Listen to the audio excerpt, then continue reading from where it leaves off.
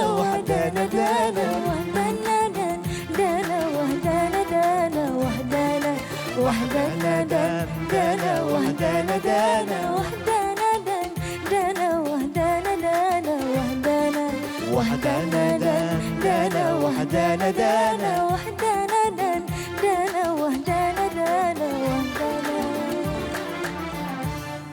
Bismillahirrahmanirrahim. Assalamualaikum warahmatullahi wabarakatuh. Waalaikumsalam warahmatullahi wabarakatuh. Pemirsa di rumah semuanya, apa kabar? Mudah-mudahan dalam keadaan sehat walafiat dan selalu berada dalam lindungan Allah Subhanahu wa taala ya. Amin ya Rabbi. Mendengarkan alunan dari musik Gamboy Samuel Mahmud ini menambah semangat kita berpuasa. Mudah-mudahan seperti itu dan mudah-mudahan pemirsa semua dan kita semua selalu berlomba-lomba dalam berbuat kebaikan di bulan suci ini dan semakin perbanyak mohon ampun kepada Allah Subhanahu wa taala. Bertemu lagi bersama saya Bobby Maulana dan juga Pak Ustadz Danu. Inilah dia Siraman Kolbu, Sejukan Hati. Dengerin musik udah, opening udah, pantun. Nah ini yang gak kalah bikin semangat ya. Langsung kita pantun aja nih. Mbak Kunti jalan-jalan ke Sabah. Tidak lupa sambil bersedekah. Sabar saat dalam musibah. Insya Allah mendapat berkah. Insya Allah. Ini tema kita pagi hari ini adalah benarkah musibah bisa menjadi ladang pahala? Silahkan nih Pak Ustadz. Bismillahirrahmanirrahim. Assalamualaikum warahmatullahi wabarakatuh. Waalaikumsalam warahmatullahi wabarakatuh. Tema kita, benarkah musibah bisa menjadi ladang pahala? Insya Allah bisa aja kita melihat dari banyak sisi. Ya. Satu sisi kalau seorang mendapatkan musibah, dia senantiasa bersabar. Kemudian jika musibah tersebut bentukannya adalah karena kesalahan dan dosa-dosa kita, ya kita mohon ampun kepada Allah Ta'ala. Nah, pada suatu ketika seorang yang kena musibah, dia mohon ampun pada Allah Ta'ala, gerakan ini menjadikan berpahala. Karena masuk ke ranah wa ma asabakum min musibatin fa bima kasabat aydikum. Pas saja musibah yang kau terima itu disebabkan dari buah tanganmu sendiri. Berarti kalau seseorang terkena musibah itu dari buah tangannya dia, berarti dia faham mohon ampun pada Allah Ta'ala, perjalanan dalam mohon ampun terus menerus dan ditunggu dengan sabar. Insya Allah itu akan berpahala bagi orang tersebut. Amin. Ya. Jadi musibahnya karena kesalahannya pada waktu dia itu mohon ampun dia berpahala. Ini insya Allah berpahala. Sampai dia menunggu dengan sabar, musibahnya itu diangkat oleh Allah atau belum ditunggu dengan sabar. Nah, seperti musibah yang saat ini terjadi di Indonesia memang diceritakan dalam Quran bahwasanya musibah yang diturunkan di suatu negeri atau musibah yang menempai kita itu sudah tertulis di Lauh Mahfuz.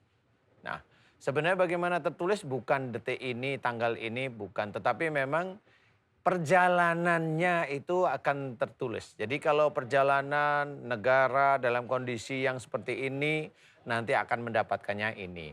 Perjalanan negara kondisinya menuju ke arah B, dapatnya ini. Negara menuju ke arah C, dapatnya ini. Sebenarnya itu ditulis seperti itu. Jadi istilahnya kalau dalam komputer itu perjalanan seseorang. Atau kita melakukan suatu perbuatan yang jelek. Kita ambil satu aja ya. Jangan kita kalau jelek. Seseorang melakukan perbuatan yang jelek. Dan perbuatan jelek ini terus-menerus dikerjakan. Nah pada waktu dia mengerjakan perbuatan jelek, itu perjalanan ini sudah ditulis oleh Allah Ta'ala. Nanti di Lauh Mahfuz itu diceritakan bahwa kalau dia melakukan pekerjaan itu, dia akan mendapatkan ini. Tapi di tengah jalan kalau dia mendapatkan petunjuk, kemudian dia berbelok menuju baik, kemudian dia luruskan lagi kebaikan tersebut dijalani terus. Nah pada waktu dia mau berbuat jelek, sebenarnya mau seperti kena yang A, kalau jelek, kemudian dia dapat petunjuk, dia belok ke arah C, dia tetap akan mendapatkan C. Jadi sebenarnya Lauh Mahfuz itu tidak takdir yang ditulis sejak orang itu ada dalam kandungan atau dilahirkan, bukan seperti itu. Tapi perjalanannya dilihat oleh Allah Ta'ala.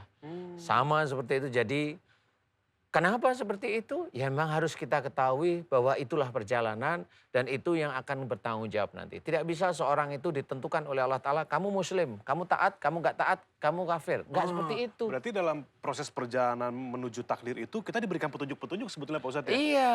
Untuk bisa ikut menentukan juga. Bisa ikut menentukan nanti takdir di depannya. Nah ini yang jarang sekali difikirkan.